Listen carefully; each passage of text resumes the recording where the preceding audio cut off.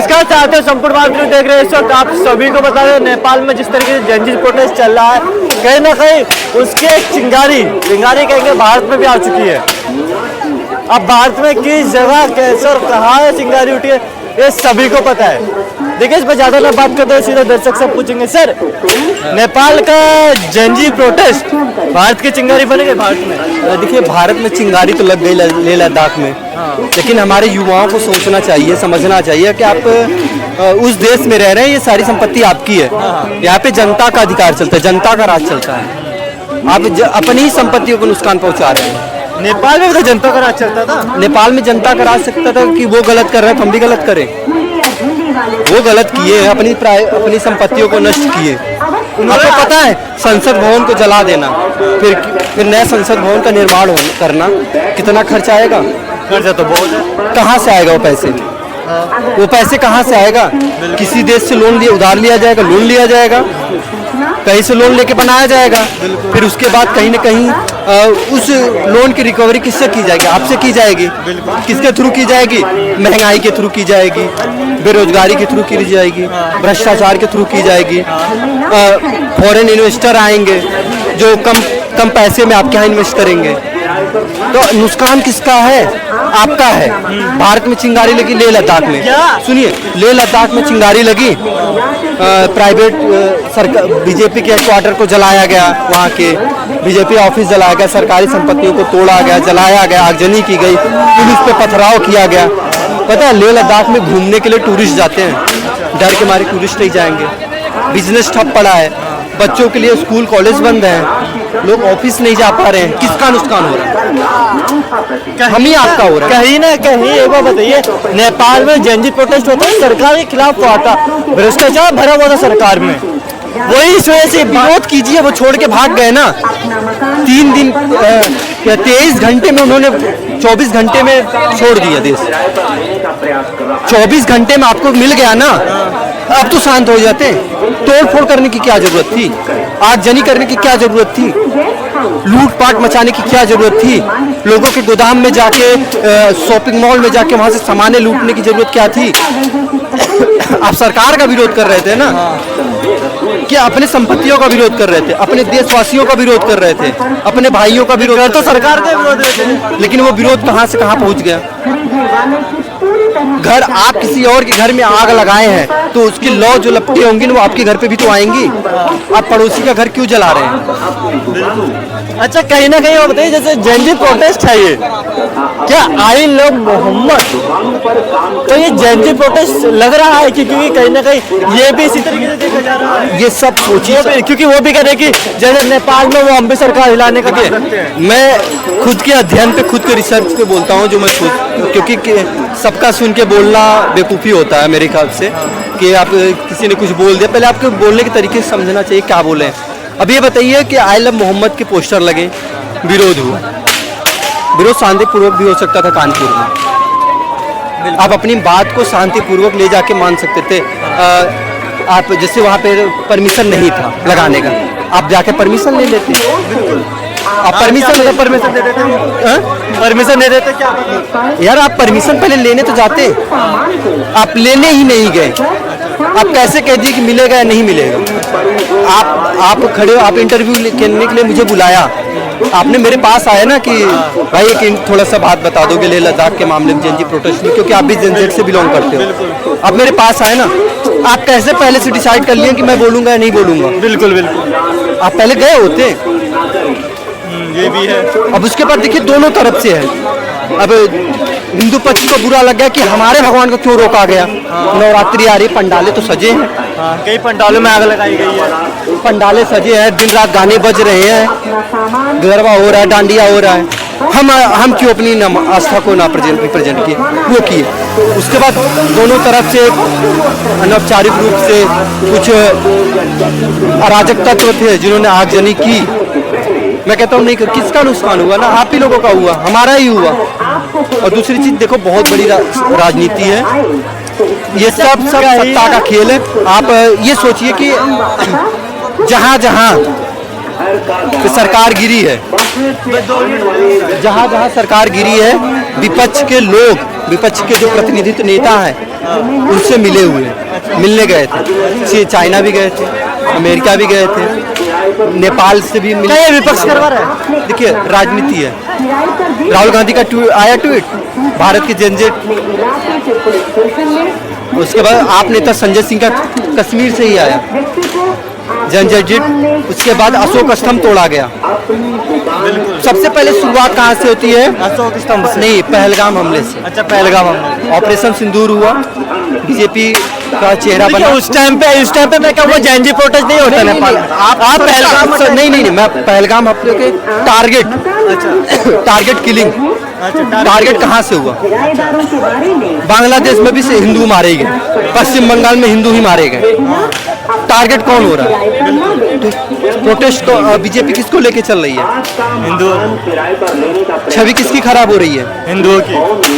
गुंडा कौन बन रहा है? हिंदू। और राहुल गांधी तो बोलते भी है ये हिंदू हिंसक होता है। हाँ, आरोप तो सारे हमारे लगे हैं। विदेश नीति टूटेगी, जो हम इमेज क्रिएट कर रहे हैं, हमारा देश शांति का देश है। हम कह रहे हैं 2047 में विश्व गुरु बनेंगे। विश्व गुरु किस आधार पे बनेंगे? हमारे घर में आग लगी है, भाई भाई आपस में लड़ रहा है, हमारी राजनीति कमजोर है। आप मानते हैं हिंदू मुसलमान भाईचारा है? देखिए मैं कहूँ तो भाईचारा कहीं नहीं है। क्यों? भाईचारा कहीं नहीं है। ऐसा क्यों? जब सदियों से चलता आ रहा भाईचारे का सब कहाँ आया है? कहाँ आया बताइए? कहाँ आया है? नहीं आया है क्या? मुझे कहीं नहीं दिखा। अरे सिनेमा हॉल में जब मूवियाँ दिखाई जाती है उसमें तो बहुत भाईचारा दिखाया जाता है। कहा गया ना, पर्दे के पीछे कुछ और होता है, पर्दे के सामने कुछ और होता है। वो सिनेमा है और ये रील और रियल में बहुत अंतर होता है। रील और रियल में बहुत अंतर होता है। अब ये देखिए ना, उसके बाद बिहार में वोट चोरी का नारा लगता है। फिर नेपाल चोर गद्दी छोड़। हाँ, फिर जनजेट प्रोटेस्ट का बात आता है। उससे पहले ध्रुव राठी का एक फैक्ट चेक का आता है, बीफ वाला। जब भारत लोकसभा की सीटें कम हुई थी, ध्रुव राठी की रिपोर्ट ने संविधान खतरे में लाया गया। ये संविधान लगता है आपको खतरे में है कैसे? संविधान को नेपाल जैनजी प्रोटेस्ट वगैरह को देखते हुए ना, संविधान उन्हीं के लिए खतरे में जो संविधान को नहीं मानते। खुल के बोल, संविधान को नहीं मानते, खुल के बोल दीजिए। संविधान उन्हीं के लिए खतरे में होता है, और जो संविधान को मानते हैं ना, वो संविधान उनके लिए खतरे में नहीं। खुल के बोल दीजिए ना। खुल के बोल रहा हूँ भाई, नाम ले लीजिए। कौन संविधान खतरे में बोल रहा है? भाई देखिए क्या है कि संविधान खतरे में इसलिए है क्योंकि धारा 370 है का। संविधान खतरे में इसलिए है कि मुस्लिम पर्सनल लॉ वोट को खत्म किया गया। संविधान खतरे में इसलिए है कि ट्रिपल तलाक को खत्म किया गया। संविधान खतरे में इसलिए है कि ऑपरेशन सिंदूर हुआ। संविधान इसलिए खत्म है कि राम मंदिर बना। संविधान मानता ही कौन है? खत्म। संविधान मानता कौन है? वही तो कह रहा हूँ, संविधान नहीं मानते तो कोर्ट के बयान पे बुलडोजर रुक जाता है। आरोपियों पर बुलडोजर नहीं चल पाता, अपराधियों पर बुलडोजर नहीं लगता। कोर्ट फैसला दे देता है ना, संविधान ही देता है ना कि आपका काम नहीं है, ये मेरी ड्यूटी है, रुक जाता है ना। संविधान को पालन करने वाला है ना बैठा। बिल्कुल। अच्छा, एक लास्ट सवाल आपसे, क्या जैनजी प्रोटेस्ट और संविधान खतरे में है और भारत में ऐसी चल रही गतिविधियां, इसका कोई लिंक लग रहा है आप? देखिए मैं अपने यूथ से कहूँगा, जेनजेट नहीं कहूँगा, मैं यूथ कहूँगा। मैं अपने यूथ से कहूँगा कि तुम देश के भविष्य हो, और हमें ऐसा भविष्य नहीं चाहिए कि चारों तरफ खून खराबा हो, आगजनी हो, अपनी देश की संपत्तियां नष्ट हो। बस कुछ लोगों को सत्ता के भूखे भेड़िया हैं, उन भेड़ियों को मौज देने के लिए हम अपने परिवार को आहुति दें, अपनी संपत्तियों की आहुति दें। हमें सरकार गिराना होगा तो हमें संविधान अधिकार दिया है, 5 साल बाद एक बार मौका आता है कि हम आपकी सरकार को गिरा देंगे। हमारे पास अधिकार है, कम से कम 5 साल दिया जाए। 5 साल के बाद मेरे पास अधिकार है ना। जनता ने ही चुना है ना, हमें पता है कि हमने वोट किसको दिया है।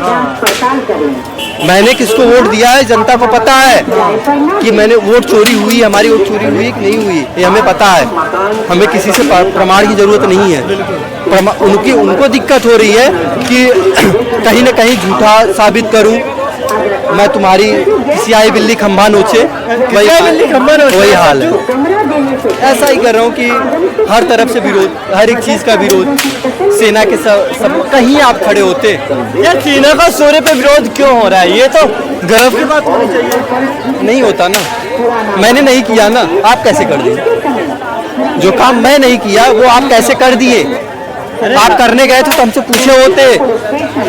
हो सकता था वहाँ मेरा कोई मित्र रहा हो, वो भी चल बसा होगा बेचारा। मित्र?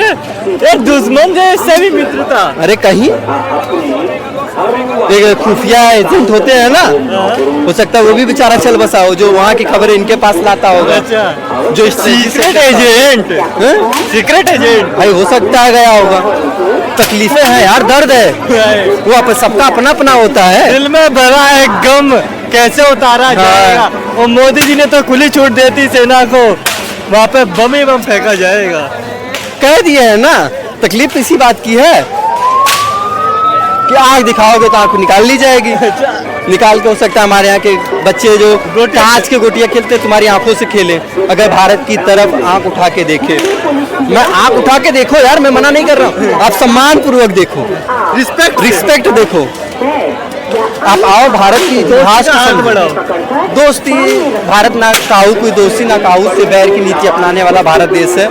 भारत देश क्षमा करने वाला देश है, माफ कर देता है। पाकिस्तान को माफ करते हैं करते हैं। अब्बा वो तो अच्छा, हिंदुस्तान की। ये बताओ, बाप बेटा कितनों नालायक हो जाए, कितनों नालायक हो जाए, बाप तो बाप ही रहेगा यार।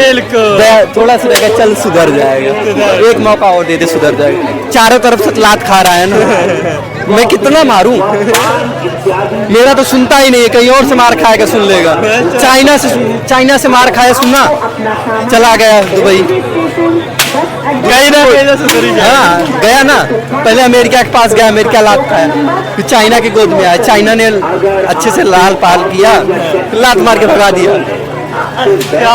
अब उसके बाद वहाँ गया है, वहाँ पे भी लात, हो सकता लात खा जाए, वहाँ पे भी लात खा जाए। अब क्योंकि अमेरिका ने सपोर्ट किया, भारत के अगेंस्ट में बोला, मोदी जी कुछ बोल पाए नहीं, कि गिड़गिड़ाया जा रहा है, रोया जा रहा है कि भारत कुछ बोल दो, भारत कुछ बोल दो कि हम तुम्हारे साथ खड़े हैं, बोल दो कि हमारी दोस्ती टूटी नहीं है, एक बार बोल दो। मोदी जी बोल रहे, वो तो ये कह रहे थे कि हिंदुस्तान से हम युद्ध जीत गए। देखिए कहा गया है ना कि मोदी जी जो है ना वो बोलते नहीं है, वो करके दिखाते हैं। कहा गया ना कि बोलने से, अखिलेश यादव का यूपी चुनाव में एक था नारा, आपको याद होगा, काम बोलता है। सही का काम बोलता है, परफेक्ट बोले थे अखिलेश यादव ने कि काम बोलता है। मोदी ने कहा कि आज से हम बोलबे नहीं करेंगे, अब सीधे काम ही करें। तो अब चिल्ला रहे कि बोल काहे नहीं रहे, बोल काहे नहीं रहे। जब बोल रहे थे तो सुन नहीं रहे थे, अब चुप है तो चाह रहे बोले। करे तो करे क्या, जाए तो करेगा, जाए तो जाए क्या, बोले तो बोले क्या, वही वाला हाल हो गया है। कि लास्ट में एक छोटा सा में, कल जैसे भारत मैच जीता है फाइनल, पाकिस्तान को ही मारा है और भर के मारा है, और उसका मोदी को ट्वीट मारा है, ऐसा मारा है ना कि वो दर्द किसी को बता नहीं सकते, कहाँ लगी है चोट वो बता नहीं सकते। कहेंगे कि उस साले ने मारी भी है, ऐसी जगह मारी है कि हम किसी से बता नहीं सकते, मालिश नहीं करा सकते, ना बैठ सकते, ना खड़े हो सकते, ना सो सकते हैं, ना पेट के बगल ना पीठ के बगल, ना खा जो खाया वो बाहर भी नहीं आ सकता और कुछ खा भी नहीं सकता, ऐसी हालत हो गई। पानी पिला पिला के मारा है, डुबो के मारा है, जहाँ जहाँ कहे वहाँ घुस घुस के मारे, जिस फील्ड में कहे उस फील्ड में मारे हैं, जैसे कहे वैसे मारे हैं, तेल लगा के मारे हैं, तेल सुखा के मारे हैं, मतलब चौभगला पेले हैं। पेलने में कोई कसर नहीं छोड़े हैं पाकिस्तान को, क्योंकि बाप बाप ही होता है, बाप बाप ही होता है, क्या ही बेटा बेटा ही होता है। कहीं ना कहीं जो पहले है और जैसे पहले है, भाई ने बता दिया, क्या ही बोले। और कहीं ना कहीं भाई में वो एक बात और अच्छी लगी कि नेपाल में हुआ जनजी प्रोटेस्ट नेपालियों ने सरकार के खिलाफ करा था। अगर भारत में सरकार के खिलाफ हो रहा है, सरकार मान गई है, तो कृपया कर प्रोटेस्ट रोक दिया जाए। नहीं, मेरे कहने का मतलब यह है कि हमें अपनी बात को रखना है, तो हमें अधिकार है। हाँ। हमारे पास सत्ता परिवर्तन करने का अधिकार है, हम सत्ता परिवर्तन करेंगे, लेकिन संपत्ति को कैसे, हम किस नेता पे भरोसा करें? कांग्रेस पे भरोसा करें? कांग्रेस भरोसा करने लायक है? आजादी दिलाई है। आजादी कांग्रेस दिलाई है, कहते तो ऐसे ही कांग्रेस ने आजादी दिलाई है। कहते तो ऐसे ही है ना। कांग्रेस की स्थापना किसने की? नाम तो बदल देते यार, अंग्रेजों ने कांग्रेस की स्थापना की है। तुम एक पार्टी का नाम नहीं त्याग सकते, तुम देश की बात करते हो, संविधान की बात करते हो। चलिए लास्ट में एक चीज मैं बोलना चाहूंगा, अगर भारत में प्रोटेस्ट कर रहे हैं प्रोटेस्ट करिए, लेकिन यार अपनी सरकारी संपत्ति को दोस्त मत करिए, उसे मत आग में झोंकिए, क्योंकि भारत देश के अंदर जो भी सरकारी है, चाहे वो संसद भवन हो, चाहे राष्ट्रपति भवन हो, चाहे प्रधानमंत्री आवास हो, चाहे सुप्रीम कोर्ट हो, चाहे कोई से भी जिले अदालतें हो, वो भाई बहुत पैसों से बनता है। अगर आप उसे दोस्त करेंगे तो बाद में वापस रिकवर होने में बहुत समय लग जाएगा और देश के साथ कर्जा भी लेना पड़ेगा। देख रहे संपूर्ण बहुत बहुत धन्यवाद।